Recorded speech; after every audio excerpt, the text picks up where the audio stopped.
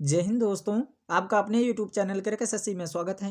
आज के इस वीडियो में हम एसएससी जीडी में पूछे जाने वाले जीके जीएस से रिलेटेड प्रीवियस ईयर क्वेश्चंस को इस वीडियो में डिस्कस करने वाले हैं। प्रीवियस ईयर क्वेश्चंस के साथ साथ उसके इंपॉर्टेंट पॉइंट्स को भी डिस्कस किया गया है, जिससे आपकी तैयारी और बेहतर हो सके। इसलिए वीडियो में अंत तक जरूर बने रहिएगा। और आप सभी लोगों से रिक्वेस्ट करता हूँ कि अभी तक आपने मेरे चैनल को सब्सक्राइब नहीं किया है तो ऐसे ही एग्जाम ओरिएंटेड वीडियो पाने के लिए क्रैक एसएससी चैनल को सब्सक्राइब जरूर कर लीजिएगा और इस वीडियो को एक लाइक जरूर कर लीजिएगा। तो चलिए हम वीडियो को स्टार्ट करते हैं। हमारा पहला क्वेश्चन कह रहा है, भारतीय संविधान में समानता के अधिकार संबंधी डैश अनुच्छेद हैं। तो भारतीय संविधान में समानता के अधिकार संबंधित 5 अनुच्छेद हैं। ऑप्शन सी हमारा करेक्ट आंसर हो जाएगा। इसके इंपॉर्टेंट पॉइंट्स को भी डिस्कस करते हैं कि भाग 1 जो है संघ एवं उसका राज्य क्षेत्र है ना। भाग 1 में संघ एवं उसका राज्य क्षेत्र के बारे में बताया गया है। और ये भाग 1 जो है ये अनुच्छेद 1 से लेकर अनुच्छेद 4 तक है ना। इसको भी जरूर ध्यान में रखिएगा। और अनुच्छेद 1 में क्या कहा गया है कि संघ और इसके राज्य क्षेत्र है ना, अनुच्छेद 1 में कहा गया है। वो अनुच्छेद 2 में क्या कहा गया है, नए राज्यों का प्रवेश या स्थापना, इसका संबंध है। और अनुच्छेद 3 में देश में राज्यों के गठन की प्रक्रिया से संबंधित है। तो ये इन तीनों को अनुच्छेद को डिस्कस किया गया है। अनुच्छेद 4 जो है वो इतना इंपॉर्टेंट नहीं था, इसलिए उसको डिस्कस नहीं किया गया है ना। तो इन सभी इंपॉर्टेंट पॉइंट्स को जरूर ध्यान में रखिएगा। इनसे रिलेटेड क्वेश्चन एग्जाम में पूछे जा चुके हैं। नेक्स्ट क्वेश्चन है कि निम्नलिखित में से कौन खुदाई खिदमतगारों के अहिंसक आंदोलन के संस्थापक थे। तो खुदाई जो है खिदमतगारों के अहिंसक आंदोलन के संस्थापक खान अब्दुल गफ्फार खान थे। ऑप्शन सी हमारा राइट आंसर हो जाएगा। इसके इंपॉर्टेंट पॉइंट्स को अगर हम समझें तो आज़ाद हिंद फौज की अगर बात करें तो आज़ाद हिंद फौज के संस्थापक कौन हैं, तो रास बिहारी बोस हैं। और आज़ाद हिंद सरकार के संस्थापक कौन है, तो सुभाष चंद्र बोस हैं। और स्वराज पार्टी के संस्थापक कौन है, तो मोतीलाल नेहरू और चित्तरंजन दास हैं। और होम रूल लीग के संस्थापक कौन है, तो तिलक एवं एनी बेसेंट हैं। तो इन सभी इंपॉर्टेंट पॉइंट्स को जरूर ध्यान में रखिएगा। नेक्स्ट क्वेश्चन है कि भारतीय शहर की पहली पूर्ण जनगणना 1803 में डैश द्वारा की गई थी, है ना। तो पहली पूर्ण जनगणना 1830 में किसके द्वारा की गई थी, तो हेनरी वाल्टर के द्वारा किया गया था। ऑप्शन बी हमारा करेक्ट आंसर हो जाएगा। जनगणना से संबंधित कुछ इंपॉर्टेंट पॉइंट्स को भी डिस्कस कर लेते हैं कि सर्वाधिक जनसंख्या वाला राज्य जो है वो उत्तर प्रदेश है ना। 2011 की जनगणना के अनुसार सर्वाधिक जनसंख्या वाला राज्य कौन सा है, तो उत्तर प्रदेश है। और न्यूनतम जनसंख्या वाला राज्य कौन सा है, तो सिक्किम है। सर्वाधिक दशकीय वृद्धि वाला राज्य कौन सा है, तो मेघालय है। और न्यूनतम दशकीय वृद्धि वाला राज्य कौन सा है, तो नागालैंड है। तो इन सभी इंपॉर्टेंट पॉइंट्स को भी जरूर ध्यान में रखिएगा। नेक्स्ट क्वेश्चन है कि प्रसिद्ध लोसांग महोत्सव निम्नलिखित में से किस राज्य में मनाया जाता है ना। तो प्रसिद्ध लोसांग महोत्सव जो है ये सिक्किम राज्य में मनाया जाता है। ऑप्शन डी हमारा करेक्ट आंसर हो जाएगा। इसके इंपॉर्टेंट पॉइंट्स को भी डिस्कस कर लेते हैं कि असम जो है, असम राज्य में बिहू त्योहार मनाया जाता है। बिहू जो है ये असम राज्य का एक प्रसिद्ध त्योहार है। और मणिपुर की अगर बात करें तो लुई नगाई नी है ना, लुई नगाई नी जो ये त्योहार है ये मणिपुर राज्य में मनाया जाता है। और ये किस जनजाति के द्वारा मनाया जाता है, तो नागा जनजाति के द्वारा मनाया जाता है। और राजस्थान की अगर बात करें तो गणगौर उत्सव जो है ये राजस्थान राज्य में मनाया जाता है। तो इन सभी इंपॉर्टेंट पॉइंट्स को जरूर ध्यान में रखिएगा क्योंकि इनसे रिलेटेड क्वेश्चन प्रीवियस ईयर में पूछे जा चुके हैं। नेक्स्ट क्वेश्चन है कि गुरु पंकज चरण दास किस भारतीय शास्त्रीय नृत्य के प्रसिद्ध प्रतिपादक हैं। तो गुरु पंकज चरण दास जो है ये उड़ीसी जो शास्त्रीय नृत्य है उसके प्रसिद्ध प्रतिपादक हैं। तो ऑप्शन डी हमारा करेक्ट आंसर हो जाएगा। इसके इंपॉर्टेंट पॉइंट्स को अगर हम समझें तो मोहिनी अट्टम जो है, मोहिनी अट्टम जो ये शास्त्रीय नृत्य है ये कहाँ का है, तो केरल राज्य का शास्त्रीय नृत्य है। मोहिनी अट्टम के जो नर्तकी हैं वो हेमा मालिनी, श्रीदेवी और गीता गायक हैं। इसको भी आप लोग जरूर ध्यान में रखिएगा। मणिपुरी की अगर हम बात करें तो मणिपुरी जो है ये मणिपुर राज्य का शास्त्रीय नृत्य है। और इसके कौन है, तो गुरु अमली सिंह, नल कुमार सिंह, झावेरी बहनें, ये सब मणिपुरी शास्त्रीय नृत्य की नर्तकी हैं। और कथक की बात करें तो कथक जो है ये उत्तर प्रदेश का शास्त्रीय नृत्य है। और इसके नर्तक कौन है, तो बिरजू महाराज, लच्छू महाराज, सुखदेव महाराज, ये सब जो हैं ये कथक के हैं। और उड़ीसी की बात करें तो ये उड़ीसा राज्य का है शास्त्रीय नृत्य है। और इसके जो है वो कौन है, तो मोहन महापात्र, केलूचरण महापात्र, मायाधर रावत, ये सब उड़ीसी के शास्त्रीय नृत्य के जो हैं नर्तक हैं। तो इन सभी इंपॉर्टेंट पॉइंट्स को जरूर ध्यान में रखिएगा, इनसे रिलेटेड क्वेश्चन आपके एग्जाम में जरूर आएंगे। नेक्स्ट क्वेश्चन की बात करें कि प्रथम पंचवर्षीय योजना का उद्देश्य डैश था। तो प्रथम पंचवर्षीय योजना का जो उद्देश्य था वो कृषि का विकास करना था। ऑप्शन ए हमारा करेक्ट आंसर हो जाएगा। इसके इंपॉर्टेंट पॉइंट्स को अगर समझें तो पहली पंचवर्षीय योजना की अवधि अगर बात करें कितनी से कितने तक थी, तो पहली पंचवर्षीय योजना की अवधि जो थी वो 1951 से लेकर 1956 तक थी। और यह पहली पंचवर्षीय योजना का मॉडल जो था ये हेरोड डोमर मॉडल पर आधारित था, इसको भी जरूर ध्यान में रखिएगा। और दूसरी पंचवर्षीय योजना की अवधि कौन है, तो 1956 से लेकर 1961 तक, है ना। 1956 से लेकर 1961 तक ये दूसरी पंचवर्षीय योजना की अवधि है। और ये मॉडल जो है दूसरी पंचवर्षीय योजना का जो मॉडल था ये पीसी महालनोबिस मॉडल पर आधारित था। और उद्देश्य की अगर बात करें दूसरी पंचवर्षीय योजना का उद्देश्य क्या था, तो औद्योगिक विकास करना ये दूसरी पंचवर्षीय योजना का उद्देश्य था। इन सभी इंपॉर्टेंट पॉइंट से क्वेश्चन आ चुके हैं और इसको जरूर ध्यान में रखिएगा। और अगर आप लोगों को वीडियो पसंद आ रही होगी तो एक लाइक जरूर कीजिएगा और इस चैनल को सब्सक्राइब जरूर कर लीजिएगा ऐसे ही एग्जाम ओरिएंटेड वीडियो पाने के लिए। नेक्स्ट क्वेश्चन है कि भारत के संविधान के किस भाग में संघ लोक सेवा आयोग की शक्तियां और कार्य शामिल हैं। तो भारत के संविधान के भाग जो है 14 में, है ना, भाग 14 में संघ लोक सेवा आयोग की शक्तियां और कार्य शामिल हैं। तो भाग 14 हमारा करेक्ट आंसर हो जाएगा। इंपॉर्टेंट पॉइंट्स को डिस्कस कर लेते हैं कि भाग 15 में निर्वाचन से संबंधित दिया गया है और भाग 17 में राजभाषा से संबंधित दिया गया है। इन दोनों पॉइंट्स को भी आप लोग जरूर ध्यान में रखिएगा। नेक्स्ट क्वेश्चन है कि निम्नलिखित में से कौन मौर्य साम्राज्य का अंतिम राजा था। तो मौर्य साम्राज्य का जो अंतिम राजा था वो बृहद्रथ था। ऑप्शन बी हमारा करेक्ट आंसर हो जाएगा। मोस्ट इंपॉर्टेंट क्वेश्चन है। वैसे जितने भी क्वेश्चन इस वीडियो में डिस्कस किया गया है सभी question very very most important हैं और जो आपके एग्जाम के दृष्टिकोण से बहुत इंपॉर्टेंट लिए गए हैं, इसलिए वीडियो में अंत तक जरूर बने रहिएगा। और इसके इंपॉर्टेंट पॉइंट्स अगर हम समझे तो चंद्रगुप्त मौर्य का उत्तराधिकारी कौन था, तो बिंदुसार था। और अमित घात के नाम से बिंदुसार जाना जाता था, है ना। ये भी क्वेश्चन पूछा जा चुका है कि अमित घात के नाम से किसे जाना जाता है, तो ऑप्शन दिया रहता था तो उसमें बिंदुसार हमारा करेक्ट हो जाता था, है ना। ये क्वेश्चन आया हुआ है। तो बिंदुसार का उत्तराधिकारी कौन था, अशोक महान हुआ, है ना। जो अशोक थे वो बिंदुसार का उत्तराधिकारी था, मतलब बिंदुसार का पुत्र था। और जो अशोक के बारे में ये भी क्वेश्चन पूछा जा चुका है कि अशोक को बौद्ध की दीक्षा किसने दी थी, तो उपगुप्त नामक बौद्ध भिक्षु ने अशोक को बौद्ध की दीक्षा दी थी। तो इसको भी जरूर ध्यान में रखिएगा। जितने भी यहाँ पॉइंट्स डिस्कस किए जा रहे हैं वो आपके एग्जाम के दृष्टिकोण से बहुत इंपॉर्टेंट हैं, इसलिए जरूर ध्यान में रखिएगा। नेक्स्ट क्वेश्चन है कि निम्नलिखित में से कौन सा लोक नृत्य जम्मू और कश्मीर से संबंधित है।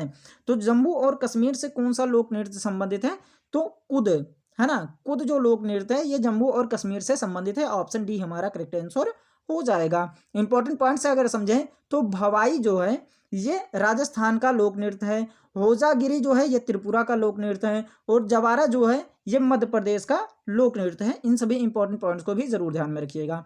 नेक्स्ट क्वेश्चन है कि विक्रमशिला गंगा डॉल्फिन वन्यजीव अभ्यारण्य निम्नलिखित में से किस राज्य में स्थित है। तो विक्रमशिला गंगा डॉल्फिन वन्यजीव जो अभ्यारण्य है ये बिहार राज्य में स्थित है। ऑप्शन बी हमारा करेक्ट आंसर हो जाएगा। और ये बिहार राज्य के किस जिले में अगर स्थित है, तो बात करें तो भागलपुर जिले में स्थित है। इसको भी आप लोग जरूर ध्यान में रखिएगा। नेक्स्ट क्वेश्चन है कि थार के रेगिस्तान की सबसे लंबी नदी निम्न में से कौन सी है। तो थार के रेगिस्तान की सबसे लंबी नदी है तो वो लूनी नदी है। ऑप्शन ए हमारा करेक्ट आंसर हो जाएगा। इसके इंपॉर्टेंट पॉइंट्स को अगर हम डिस्कस करें तो लूनी नदी की अगर हम बात करें तो लूनी नदी का उद्गम स्थल जो है ये अजमेर जिले में स्थित नाग पहाड़ है ना। अजमेर जिले में स्थित जो नाग पहाड़ है वहां से लूनी नदी जो होती है उसका उद्गम स्थल है, मतलब वहां से वो निकलती है। और संगम स्थल की बात करें तो कच्छ की रन जो है ये लूनी नदी वहां पर जाकर के मिल जाती है ना। कच्छ की रन में तो संगम इसका वहीं हो जाता है। और अगर चंबल नदी की बात करें तो चंबल नदी जो का उद्गम स्थल जो है ये मध्य प्रदेश में जावा पाव पहाड़ी है ना। मध्य प्रदेश में जावा पाव पहाड़ी जो है वहां पर चंबल नदी निकलती है। और इसका संगम स्थल कहाँ पर है, तो यमुना नदी में जाकर ये चंबल नदी मिल जाती है। झेलम नदी की अगर हम बात करें तो झेलम नदी का उद्गम स्थल कहाँ पर है, तो शेषनाग झील है ना। झेलम नदी जो है ये शेषनाग झील से निकलती है और इसका संगम स्थल कहाँ पर है, तो चिनाब नदी है। तो इन सभी इंपॉर्टेंट पॉइंट्स को जरूर ध्यान में रखिएगा। नेक्स्ट क्वेश्चन है कि निम्नलिखित में से कौन सा मंगलुरु स्थित मंदिर भगवान शिव के एक अवतार को समर्पित है। तो हमारा करेक्ट आंसर हो जाएगा ऑप्शन डी, कादरी मंजूनाथ मंदिर जो है ये मंगलूर स्थित भगवान शिव की एक अवतार को समर्पित है। तो ऑप्शन डी हमारा राइट आंसर हो जाएगा। इसके इंपॉर्टेंट पॉइंट्स अगर हम समझें तो अनंत वासुदेव मंदिर जो है ये किस राज्य में है, तो उड़ीसा राज्य में है। गुड़िचा मंदिर जो है ये भी उड़ीसा राज्य में है और मुक्तेश्वर मंदिर जो है ये उत्तराखंड राज्य में है और कादरी मंजूनाथ मंदिर जो है ये कर्नाटक राज्य में है। तो इन सभी इंपॉर्टेंट पॉइंट्स से जरूर ध्यान में रखिएगा क्योंकि मंदिर से रिलेटेड क्वेश्चन आपके एग्जाम में प्रीवियस ईयर में पूछे जा चुके हैं और आगे भी पूछे जाएंगे। तो इन सभी इंपॉर्टेंट पॉइंट्स को जरूर ध्यान में रखिएगा। नेक्स्ट क्वेश्चन है कि हीमोग्लोबिन की कमी के कारण निम्न में से कौन सा रोग होता है। तो हीमोग्लोबिन की कमी के कारण एनीमिया रोग होता है। ऑप्शन ए हमारा करेक्ट आंसर हो जाएगा। और अगर बात करें मलेरिया रोग कैसे होता है, तो मादा एनोफिलीज मच्छर के काटने से होता है ना। इंपॉर्टेंट पॉइंट्स में दिया होगा। इंपॉर्टेंट पॉइंट्स में है कि मलेरिया रोग जो होता है ये मादा एनोफिलीज मच्छर के काटने से होता है और रेबीज नामक जो रोग होता है ये कुत्तों और चमगादड़ के काटने से होता है ना। तो इन दोनों पॉइंट्स को जरूर ध्यान में रखिएगा, इनसे क्वेश्चन पूछा जाता है। नेक्स्ट क्वेश्चन है कि स्वाद संबंधी अभिग्राहक मानव शरीर के किस अंग में होते हैं। तो स्वाद संबंधी अभिग्राहक जो होते हैं ये मानव शरीर के जीभ जो होता है, अंग जो होता है जीभ में होते हैं। तो ऑप्शन डी हमारा करेक्ट आंसर हो जाएगा। नेक्स्ट क्वेश्चन है कि भारत के संविधान का अनुच्छेद 76 किससे संबंधित है। तो भारत के संविधान का जो अनुच्छेद 76 है ये भारत के महान्यायवादी से संबंधित है। ऑप्शन ए हमारा करेक्ट आंसर हो जाएगा। इसके इंपॉर्टेंट पॉइंट्स अगर हम समझें तो प्रशासनिक अधिकरण जो है ये जो है अनुच्छेद 323 ए में दिया गया है ना। अनुच्छेद 323 ए से संबंधित है प्रशासनिक अधिकरण, है ना। और अगर बात करें सर्वोच्च न्यायालय की तो सर्वोच्च न्यायालय जो है ये अनुच्छेद 131, 132 तथा 133 से प्राप्त होता है ना। अनुच्छेद 131, 132 और 133 में क्या है, सर्वोच्च न्यायालय के बारे में बताया गया है। और चुनाव आयोग जो है ये अनुच्छेद 324 से संबंधित है, चुनाव आयोग, है ना। तो इन सभी इंपॉर्टेंट पॉइंट्स को जरूर ध्यान में रखिएगा। नेक्स्ट क्वेश्चन है कि निम्नलिखित में से कौन सा रोग मुख्यतः एडीज मच्छरों द्वारा फैलाए जाने वाले वायरस के कारण होता है। तो हमारा करेक्ट आंसर हो जाएगा ऑप्शन बी, जीका बुखार, है ना। जीका बुखार जो होता है ये एडीज मच्छरों द्वारा फैलाए जाने वाले वायरस के कारण होता है। ऑप्शन बी हमारा करेक्ट आंसर हो जाएगा। नेक्स्ट क्वेश्चन है कि एतमाद उद दौला का मकबरा कहाँ स्थित है। तो एतमाद उद दौला का मकबरा जो है ये आगरा शहर में स्थित है। ऑप्शन सी हमारा करेक्ट आंसर हो जाएगा।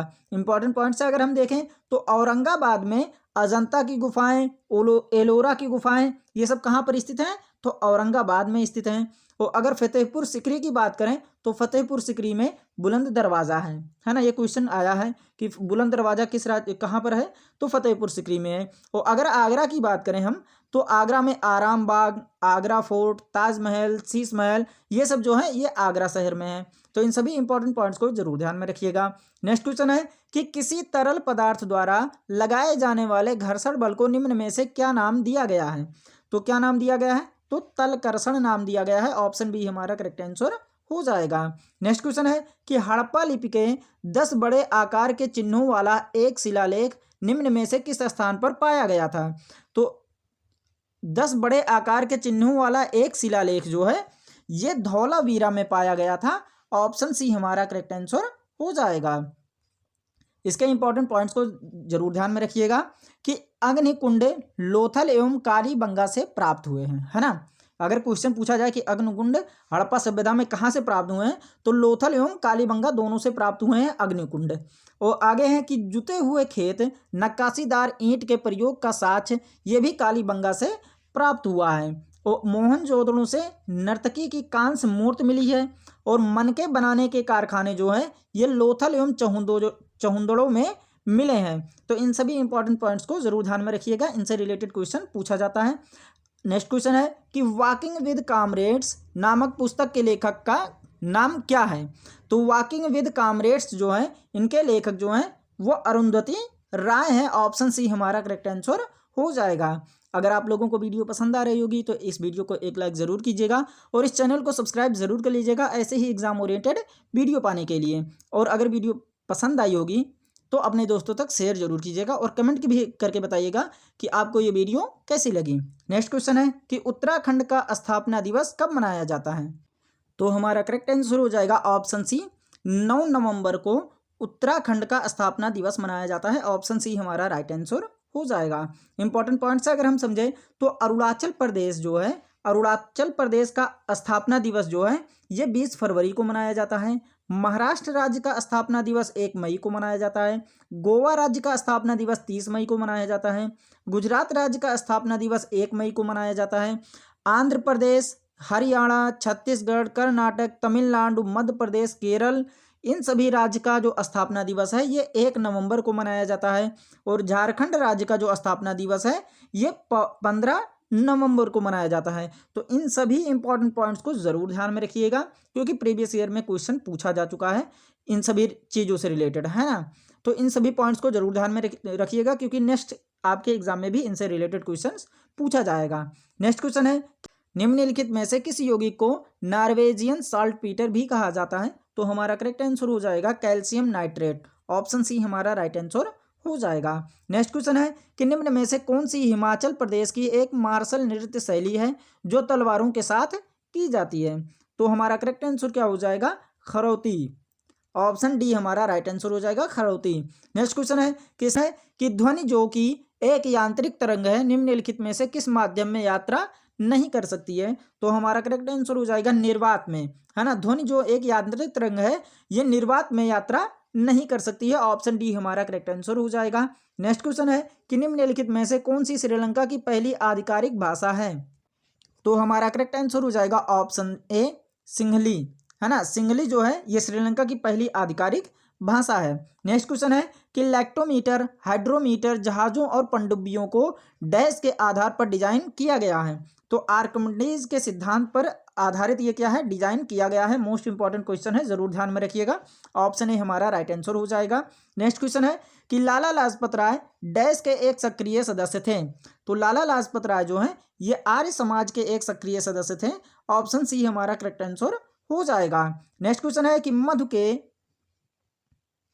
मधु के लिए मधुमक्खियां और छत्तों का पालन रख रखाव डैश कहलाता है?